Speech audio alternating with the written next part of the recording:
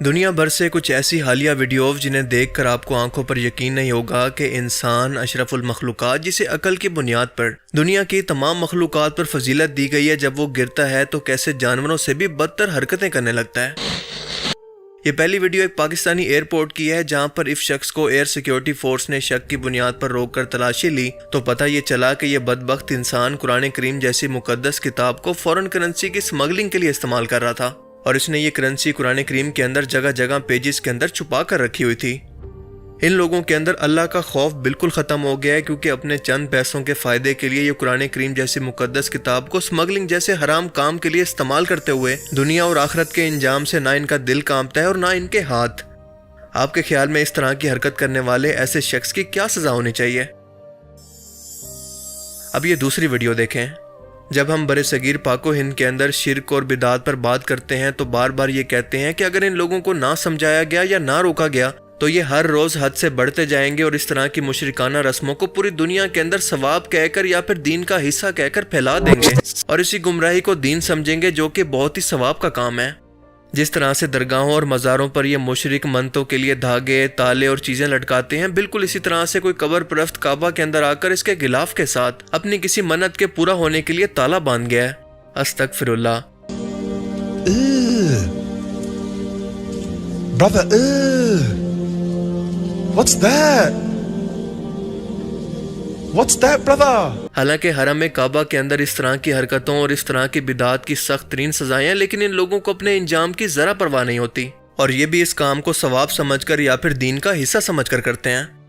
اس گمراہی کے ذمہ دار دراصل یہ جاہل مولوی ہی ہیں جنہوں نے اپنے غوث پاک شیخ عبد القادر جیلانی اور رسول پاک صلی اللہ علیہ وآلہ وسلم کو ایک ہی مقام پر لا کر کھڑا کر دیا ہے، اور صرف یہی نہیں بلکہ ان کی کرامات میں تو ان کو اللہ سے بھی آگے بڑھا دیا ہے۔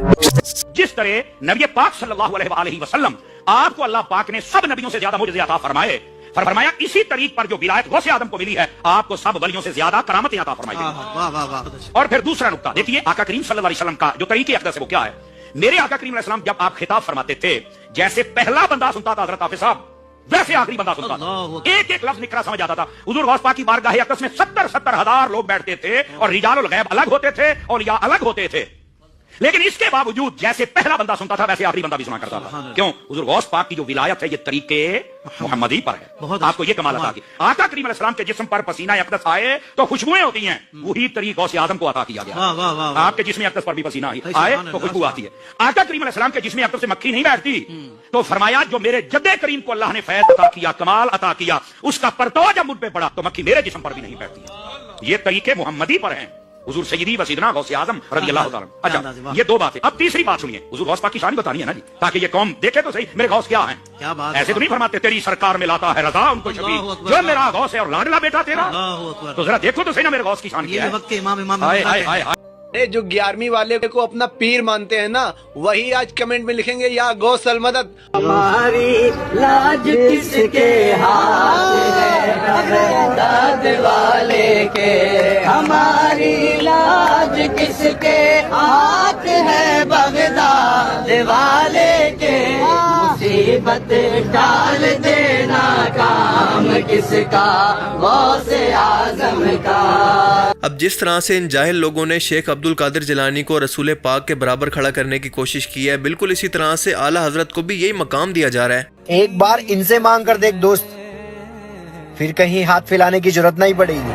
آج ان کی تعلیمات پر اعتراض کرنے کا مطلب ہے ان کی گستاخی، اور ان کی گستاخی بھی رسول اللہ صلی اللہ علیہ وآلہ وسلم کی گستاخی کی طرح شمار کی جا رہی ہے۔ اگر آپ کو میری باتوں پر یقین نہ آئے تو یہ ویڈیو دیکھ لیں، جس کے اندر انڈیا میں اس لڑکے کو جامعہ اشرفیہ سے اس لیے گستاخ کہہ کر نکالا جا رہا ہے کہ اس نے امام احمد رضا خان کی کچھ غلطیوں کو ہائی لائٹ کرتے ہوئے کہا کہ یہاں پر وہ غلط ہیں، اور ان غلطیوں کا جواب دینے کی بجائے اس کو گستاخ کہہ کر یہ مجمع اس کو باہر نکال رہا ہے۔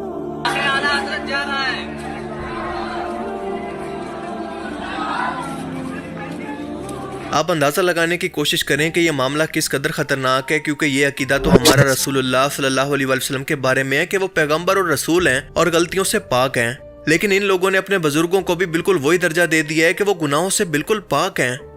اسی چیز نے اسلام کے اندر فرقہ واریت کو جنم دیا ہے، اور یہ فرقہ واریت کی وجہ سے ایک مسلمان امت آپس کے اندر ڈیوائیڈ ہو کر آج بھی آپس میں لڑ مر رہی ہے، کبھی بھی متحد ہو کر ایک جسم بننے کی کوشش نہیں کرتی، جیسا کہ ان کو اللہ کے رسول نے بنایا تھا تاکہ یہ دشمن سے لڑ سکیں، بس آپس میں لڑتے رہتے ہیں۔ رسول اللہ صلی اللہ علیہ وسلم کے دور کے اندر مصور یعنی تصویر بنانے والے اور مجسمہ ساز بھی موجود تھے، لیکن اللہ کے رسول نے کبھی بھی اپنی کوئی تصویر یا مورتی نہیں بنوائی۔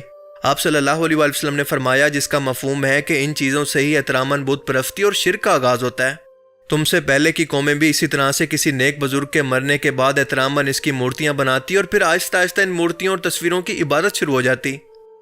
اور آپ کو یہ جان کر حیرت بالکل نہیں ہونی چاہیے کہ آج بالکل اللہ کے رسول کے فرمان کے مطابق ان چیزوں کا آغاز اہل تشیع فرقہ کے گمراہ مسلمانوں نے اس طرح سے کر دیا ہے کہ پہلے تو محرم کے مہینے کے اندر طرح طرح کی گستاخانہ خاکے اور مورتیاں بنا کر ان لوگوں نے ان کا احترام کروایا، تو اب عبادت یہاں تک پہنچ چکی ہے کہ مولا علی علیہ السلام، امام حسین علیہ السلام اور ان کے خاندان کی تصویریں یا پھر مورتیاں مارکیٹ کے اندر بکنے لگی ہیں۔ استغفر اللہ، جیسا کہ آپ ویڈیو میں خود دیکھ سکتے ہیں۔ اب ان چیزوں کی وجہ سے آہستہ آہستہ لوگوں کو احساس تک نہیں ہوگا، لیکن لوگ ایک بار پھر سے بت پرستی کی طرف نکل جائیں گے۔ وہ گمراہ مسلمان جو کہ پہلے ہی گھوڑے کے آگے لیٹ کر اس کے سامنے منتے مانگتے ہیں، اس کا جھوٹا کھا کر اس کو تبرک کہتے ہیں، ایسے گمراہ لوگوں کو اس طرح سے بت پرستی کے اندر داخل کرنے میں زیادہ دیر نہیں لگنی۔ جی بات بھی کرتے ہیں کہ السلام علیکم یا امام حسین علیہ السلام، بی بی سکینہ کا واسطہ میری پروردگار میری مشکل احسان کرو، میری بچی کو تندرستی دے دیں، صحت دے دیں۔ ਇਹਦੇ ਥੱਲੋਂ ਅਕੀਦੇ ਦੇ ਤੌਰ ਤੇ ਲੋਕੀ ਲੰਘਦੇ ਨੇ, ਉਹ ਕੀ ਹੁੰਦੀ ਹੈ, ਕੀ ਚੀਜ਼? ਸ਼ਫਾ ਵਗੈਰਾ ਸਾਡਾ ਤੇ ਕੀਤਾ ਕਿ ਸਾਡੇ ਬੱਚਾ ਕੋਈ ਬਿਮਾਰ ਹੋਵੇ, ਕੋਈ ਵੱਡਾ ਬਿਮਾਰ ਹੋਵੇ, ਅਸੀਂ ਉਹ ਥੱਲੇ ਲੰਘਾਉਂਦੇ ਹਾਂ اب ਮੌਲਾ یہ ਨੂੰ। سب کچھ بیچنے والے تو دراصل اپنی دکانداری چلا رہے ہیں، موقع کا فائدہ اٹھا کر دین کو بیچنے کی کوشش کر رہے ہیں، جن کو روکنا حکومت وقت کی ذمہ داری ہے، لیکن علماء کرام کی بھی ذمہ داری ہے کہ اس گمراہی کے خلاف اکٹھے ہو کر اس کی سخت الفاظ کے اندر مذمت کریں اور فتویٰ دیں کہ یہ لوگ شرک کو پرموٹ کر رہے ہیں، تبھی جا کر اس طرح کی گمراہیوں کا خاتمہ کسی طرح سے ممکن ہو سکتا ہے۔ اب تک آپ نے آب زمزم کو متبرک پانی کے طور پر تو سنا ہوگا، لیکن آج میں آپ کو ان جاہلوں کی زبانی آب زمزم سے بھی زیادہ متبرک پانی کی زیارت کرواتا ہوں، ذرا یہ سنیں۔ ناظرین، ابھی آپ جس کنویں کو دیکھ رہے ہیں یہ کوئی معمولی کنواں نہیں ہے۔ اللہ تعالیٰ نے اس کنویں کے پانی میں بہت شفا رکھی ہے، کیونکہ اس پانی کو سرکار کو سے پاک رحمت اللہ تعالیٰ علیہ استعمال کیا کرتے تھے، اور آج بھی لوگ اس کنویں کے پانی کو بیماری سے شفا پانے کے لیے پیتے ہیں۔ اور یہ کنواں کہاں موجود ہے آئیے میں آپ کو بتاتا ہوں۔ ولی اللہ کا نام حضرت معروف کرخی رحمت اللہ تعالیٰ علیہ ہے۔ آپ کا آستان مبارک عراق کی سرزمین پر بغداد شریف میں موجود ہے۔ ایک تو جھوٹ پھیلانا اور پھر پورے کانفیڈنس کے ساتھ۔ آب زمزم کے بارے میں تو حدیث شریف کے اندر آتا ہے کہ زمزم کا پانی اسی مقصد کے لیے ہوتا ہے جس کے لیے اس کو پیا جائے۔ یہ حدیث مبارکہ ابن ماجہ 30,062 کے اندر موجود ہے، جس کے اندر یہ بتایا گیا کہ زمزم کا پانی نیت کے مطابق برکت اور فائدہ دیتا ہے، چاہے وہ بیماری سے شفا ہو یا پھر کسی اور مقصد کے لیے۔ لیکن سوال یہ ہے کہ ان لوگوں کو اس کنویں کے پانی کے متبرک ہونے کی کس نے گارنٹی دی ہے؟ اگر آپ طرح طرح کے انسانی پیروں کو دیکھ کر اور ان کی کرامات کو سن کر بور ہو چکے ہیں تو آئیں اب آپ کو ملواتے ہیں چونٹی والی سرکار سے۔ جی ہاں، چونٹی والی سرکار، جس کا دربار انڈیا کے اندر موجود ہے اور ایک پورا پہاڑ بنا ہوا ہے۔ یہ چونٹیوں کا باقاعدہ پہاڑ موجود ہے جس پر یہ چونٹیاں موجود ہیں اور ان سے باقاعدہ مدد مانگی جا رہی ہے۔ آپ اندازہ کریں کہ ان مشرکوں کا یہ حال ہو چکا ہے کہ ان کو یقین ہے کہ یہ چونٹی ان کی مشکلیں حل کر سکتی ہے، لیکن اس کائنات کو بنانے والا اور انسانی جسم کے خالق پر ان کو بالکل بھی بھروسہ نہیں۔ سوچیں کہ یہ گمراہی مستقبل کے اندر کہاں تک جا سکتی ہے۔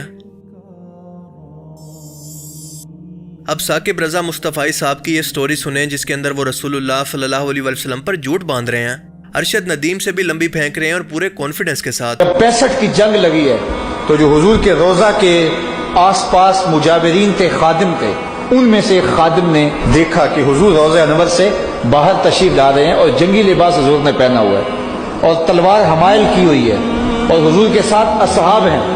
تو میں نے کہا میرے ماں باپ آپ پہ قربان ہو، اس وقت اس حالت میں آپ کہاں جا رہے ہیں؟ تو حضور نے ارشاد فرمایا ہندوستان نے پاکستان پہ حملہ کر دیا، میں مدد کے لیے جا رہا ہوں۔ اب پتہ نہیں اس خادم کو یہ خواب 1971 کے اندر کیوں نہیں آیا۔ رسول اللہ صلی اللہ علیہ وسلم کی حدیث ہے جس کے اندر آپ نے فرمایا کہ جس نے مجھ پر جھوٹ منسوب کیا جو میں نے نہیں کہا تو وہ اپنا ٹھکانہ جہنم کے اندر دیکھ لے۔ اللہ تعالیٰ ثاقب رضا مصطفی صاحب کی اصلاح فرمائے اور ان کو توبہ کی توفیق دے۔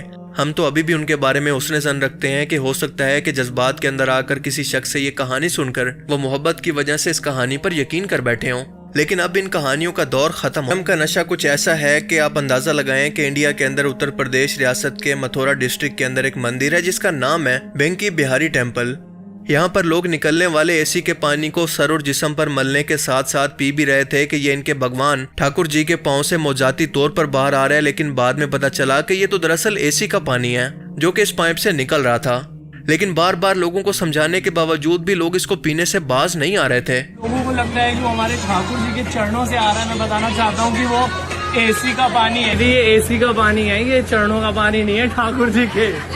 جہاں کے مندر کے پجاریوں نے اس چیز کو بتایا،